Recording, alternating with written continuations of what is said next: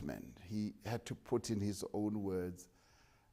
He was very much aware of what was happening in the outside world. So in the end, whilst the draft had been prepared, he had to settle down and listen to us as we articulated our viewpoints on what he should say, and settle the speech himself. Now you're standing there right behind him, going to hold this microphone. What's going through your minds as you see these like throngs of people who have come to listen to this man? Was it about there and what was happening then, or had your mind raced forward to what do we do next after this? As Madiba stood there, and we stood there with him, with Datu Walter Sisulu, myself, and Madiba, and a few others, what kept occupying our minds, particularly us who were on the reception committee, was not that moment in itself, was the next steps thereafter. Because we could see danger.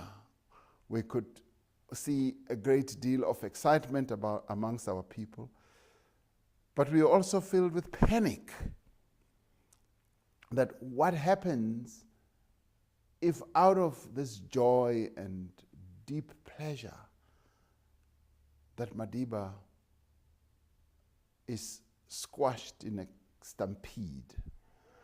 And everybody wanted to touch Madiba. They wanted to touch his hand, his clothes, and all that. And the fear that we had is, how do we get him out of here? Now that we've brought him here, how do we get him out of here? Because what happens if he dies, and he dies in our hands? This would be forever a sin that nobody would ever forgive us for.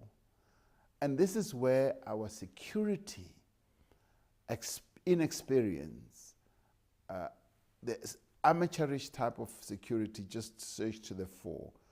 We knew nothing about security. Our fear for the enemy to be in charge of him was so big that we were running the risk of having him stampeded to death by his own people who loved him so much. So it was a trying moment.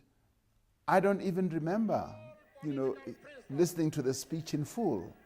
I was just there holding the microphone and hoping that please finish so that we can find a way of getting you out of here, because this is a most dangerous moment.